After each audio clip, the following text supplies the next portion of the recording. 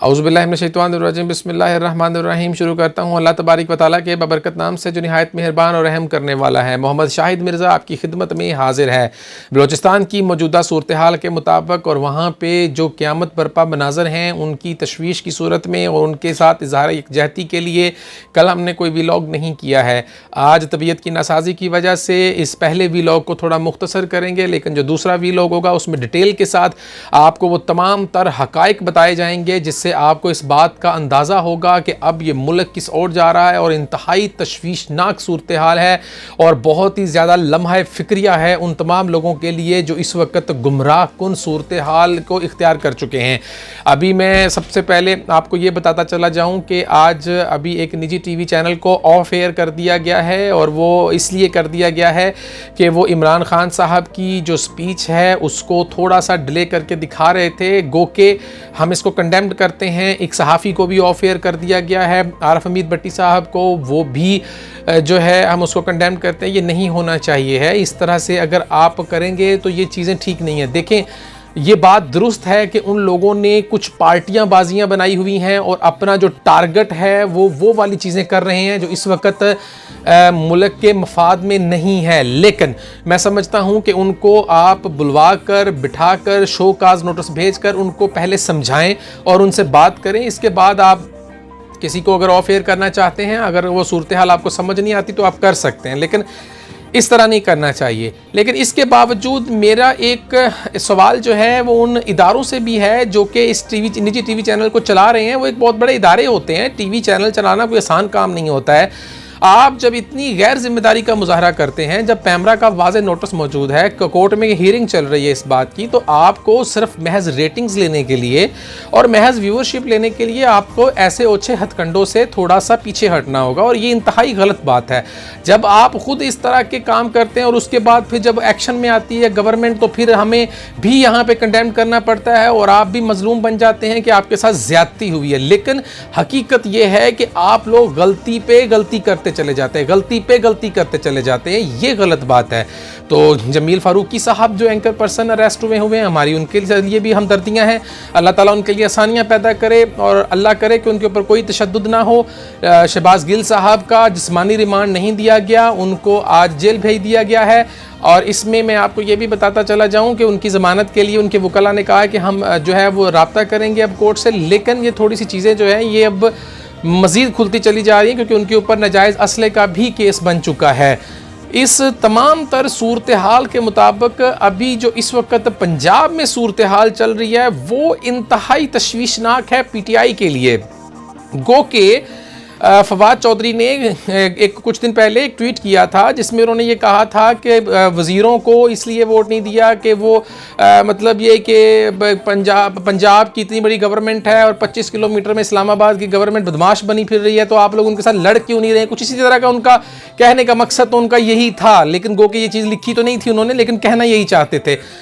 अब बात यह है कि फवाद चौधरी जो कि एक्सपर्ट हैं स्पोक्स पर्सन के और उनको ये भी पता है कि अब ये आखिरी पार्टी है, इसके अलावा तो वो कहीं और जा नहीं सकते हैं। अगर वो किसी और पार्टी को रह नहीं गई है, तमाम पार्टियां तो वो बदल चुके हैं, तो उन्होंने तो वो बड़ी एक मतलब एक हिडन से वर्ड्स में उन्होंने इशारा किया। लेकिन उनके स्पोक्स पर्सन एक और हैं जो कि इंसाफी सहाफ़ी हैं हमारे, जो कि कल को खड़े होकर कहते थे कि टक्कर के लोग मिले हैं, हमें जवाब देना होगा। वो बोरियां भरने वाले जो सहाफ़ी इस वक्त इमरान खान साहब को समझना चाहिए कि ये जो इंसाफ़ी आपके साथ जुड़े हुए हैं ना, ये जितने भी यूट्यूबर्स आपने इकट्ठे किए हुए हैं, ये जितने भी आपने ये इस तरह के लोग इकट्ठे किए, ये सिर्फ व्यूअरशिप लेने के लिए, ये व्यूज़ लेने के लिए सारा कुछ कर रहे हैं, ये आपका केस ख़राब कर रहे हैं। ये इस तरह से आपको दिखा रहे हैं कि ये सब गलत तस्वीर दिखा रहे हैं। आप ये ना समझिए कि ये आपके लिए आपके साथ मुखलिस हैं, ये कल को दूसरी पार्टी जब इनको अपना कोई एजेंडा देगी तो ये उधर चले जाएंगे। अगर हमें भी इसी तरह का काम करना होता तो हम भी आपके बारे में आंखें बंद करके ये बताते रहते कि इमरान खान साहब का चेहरा जो है वो इस वक्त नूरानी हरे रंग का है, जबकि हरे रंग का तो होता ही नहीं है, लेकिन कहना ही है, जो मर्जी कहते चले जाएं। तो बात ये है कि आपको इस वक्त ये चीज़ समझनी चाहिए है कि वो इंसाफी जो सहाफ़ी हैं उन्होंने अपने वीलॉग में खुल्लम खुल्ला परवेज़ इलाही साहब को निशाना बनाया है और ये कहा है कि आपने कोई एहसान नहीं किया है तहरीक इंसाफ के ऊपर, तहरीक इंसाफ ने आपके ऊपर एहसान किया है। आप तो इस काबिल ही नहीं थे कि हम आपको जो है वो वज़ीर आला कोई वजारत आला देता, ये तो आप शुक्र करें कि आपको तहरीक इंसाफ ने वजारत आला दे दी। मैं उस इंसाफी सहाफ़ी को ये कहना चाहता हूँ कि मेरे भाई, आप शायद भूल रहे हैं कि अभी जो रिसेंटली क्रिकेट का वर्ल्ड कप हुआ था उसमें 1 रन से मैच टाई हो गया तो सुपर ओवर पर चला गया, सुपर ओवर में भी टाई हो गया तो ज़्यादा बाउंड्रीज की वजह से वर्ल्ड कप इंग्लैंड ले गया, न्यूजीलैंड नहीं लेके जा सका 1 रन की वजह से। और यहां पे तो हुकूमत की बात थी, 10 सीटें हैं उनके पास, अगर आप ना बनाते तो उनको नून लीग तो पहले नॉमिनेट कर चुकी थी जब जरदारी साहब ने तमाम तर मामला तय कर लिए थे। तो एहसान आपके ऊपर परवेज इलाही साहब ने किया है। आप बात को समझने की कोशिश करें, आप ये शोशे छोड़ें और ये बदतमीजियों के जो आपने दो दरवाजे खोले हुए ना, हर 2 मिनट के बाद आके आप ट्वीट करके मुल्क में इंतशार फैलाने की कोशिश करते हैं, ये थोड़ा सा आप अपने आप को जरा कम कर लें। सहाफत की आड़ में आप भेड़िए ना बने, आप बड़े अच्छे सहाफ़ी उस वक्त तक रहे हैं जब आपने स्ट्रगल की थी। अब आपने अपनी सहाफत को दफन कर लिया है, अब आप सहाफ़ी नहीं रहे, आप स्पोक्स पर्सन बन चुके हैं। इसके साथ साथ मैं अब आपको यह भी बताता चलूं कि परवेज़ इलाही साहब ने बहुत ही अच्छे बेसिकली फैसले किए हैं और वो एक ज़ीरक सियासतदान है। आपको सबको पता है कि वो पंजाब के पहले भी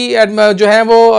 वज़ीर आला पंजाब रह चुके हैं और वो बहुत अच्छी तरह से सियासत को समझते हैं। एस्टेब्लिशमेंट के साथ उनके बड़े अच्छे ताल्लुकात रहे हैं और जाहिर सी बात है, परवेज़ मुशर्रफ ने काफ लीग बनाई थी और परवेज़ मुशर्रफ के साथ उन्होंने काम किया था, तो उनको बहुत अच्छी तरह से पता है तमाम मामलात का। वो बिल्कुल भी वो बदतमीजी वाला लहजा इख्तियार नहीं करते हैं। वो इनके अगर कहने के ऊपर वो तमाम को जेलों में डाल दें, वो हर अफरा तफरी मचा दें पंजाब के अंदर, पंजाब से गाड़ियां पुलिस की भर भर के वो जो है वो वफाक में भेज दें, तो फिर ये इंतहाई खौफनाक फिजा पैदा हो जानी थी। और अगर ये परवेज़ इलाही साहब ना होते,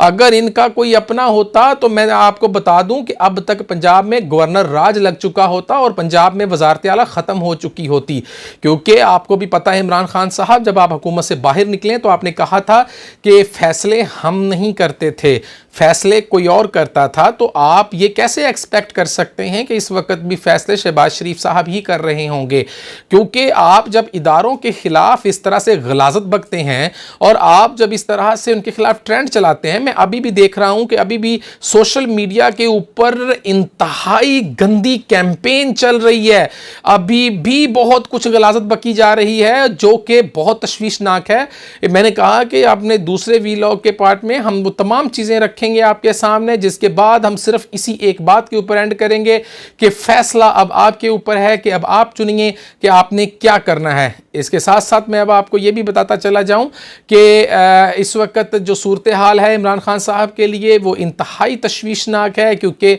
उनके बहुत ही करीबी साथी परवेज़ इलाही यानी कि जो दोस्त एतजाज़ एहसन साहब जो कि उनके दोस्त समझे जाते हैं,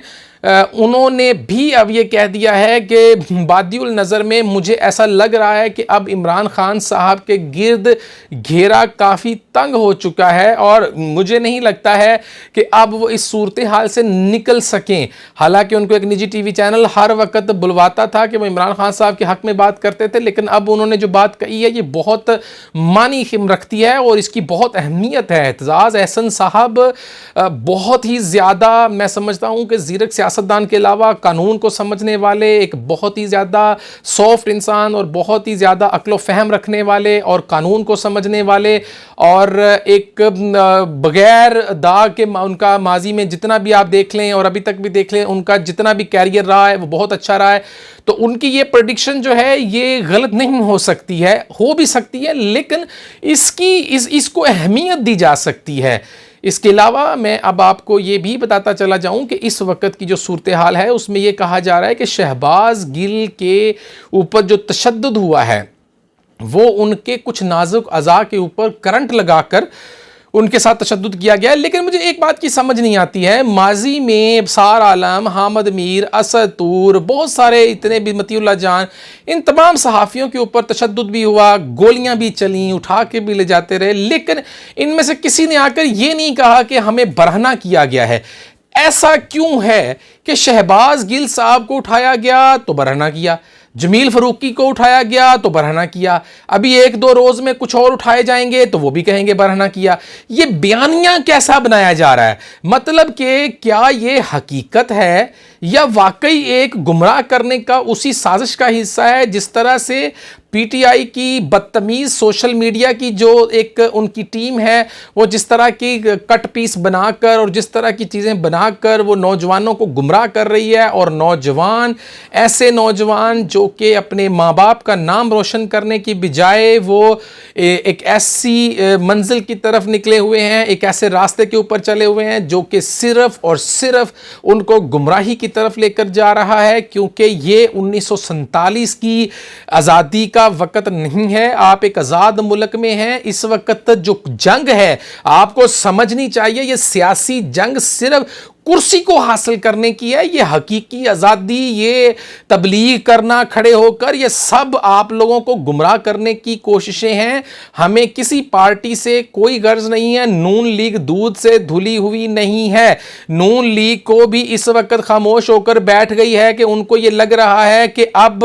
जो कुछ कर रहे हैं या जो कुछ हो रहा है वो होने दें, हम आराम से बैठ जाते हैं। आप ये ना समझें कि नून लीग अगर आराम से बैठी हुई है तो वो आराम से बैठी हुई है, वो शायद इससे भी ज्यादा प्रोटेस्ट में जा सकती थी अगर उनको कुछ नजर ना आ रहा होता। लेकिन इसके बावजूद भी मैं ये समझता हूं कि नून लीग की मरियम नवाज साहिबा, जो कि आए दिन आकर प्रेस कॉन्फ्रेंसेस करती होती थी, मरियम औरंगजेब साहिबा जिनको शहबाज गिल के ऊपर प्रेस कॉन्फ्रेंस करनी होती थी, इस वक्त सलाब जदगान के पास आप लोग क्यों नहीं पहुंचे हैं? आपने उनके साथ वहां पे कैंपों में जाके क्यों नहीं बैठते? ये क्या हुआ कि अगर आप अब जाएं भी तो आप सुबह हेलीकॉप्टर में जाएं तो शाम को वापस आ जाएं? ऐसा नहीं होना चाहिए। आपको 5-5, 6-6 दिन उन इलाकों में रहना चाहिए। गो के शहबाज शरीफ ने बहुत अच्छा जो इकदाम किया था, बलोचिस्तान में उन्होंने आए रोज वहां पे जाया करते थे, ये बहुत अच्छी बात है। लेकिन मरियम नवाज साहिबा, आप एक बयानिए को लेकर चली हैं नवाज शरीफ साहब के, तो आपको इस वक्त सैलाब जदगान से मुतासरीन के साथ होना चाहिए,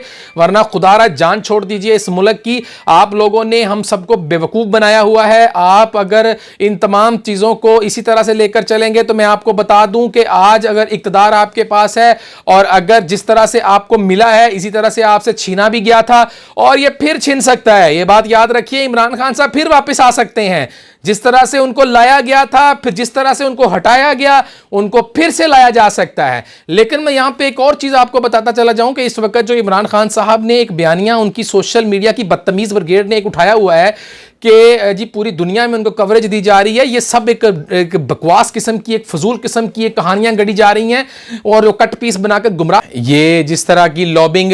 इस वक्त की जा रही है कि जी वो पूरी दुनिया का इंटरनेशनल मीडिया उनको कवरेज दे रहा है, तो मैं आपको यहाँ पे ये बता दूं कि जब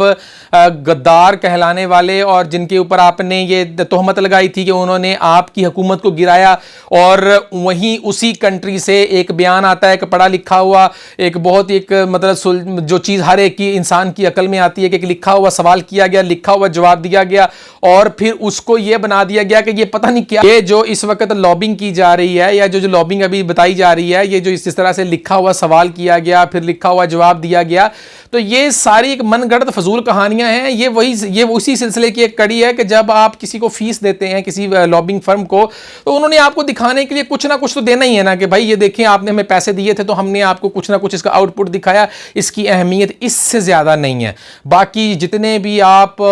जो इंटरनेशनल फोरम्स के ऊपर आप आवाज़ें उठा रहे हैं सिर्फ कुर्सी के लिए, ये सारी बेकार हैं, ये सारी फजूल हैं, इसका कोई फ़ायदा नहीं है। क्योंकि मुल्क के अंदर मौजूद तमाम बड़े इदारे जब तक ये समझ रहे हैं कि आप सही नहीं हैं, आप कभी भी इस तरह से शॉर्टकट इख्तियार करके इक़्तिदार में नहीं आ सकते हैं। असल में आपका मसला यही है खान साहब कि आप जिस तरह से पहले लाए गए थे आप उसी तरह से दोबारा आना चाहते हैं। हैं आप उस तरह से आप आ भी सकते हैं, क्योंकि ये पाकिस्तान है, यहाँ पे कोई पता नहीं किस वक्त क्या हो जाए, किस वक्त किसको इक़्तिदार की कुर्सी पर बिठा दिया जाए, तो इसमें हम कुछ नहीं कह सकते हैं। लेकिन इस बात में हमारा आपसे इख्तलाफ है कि आपने इस कौम के नौजवानों को गुमराह किया है, आपने इदारों के खिलाफ इस्तेमाल किया है।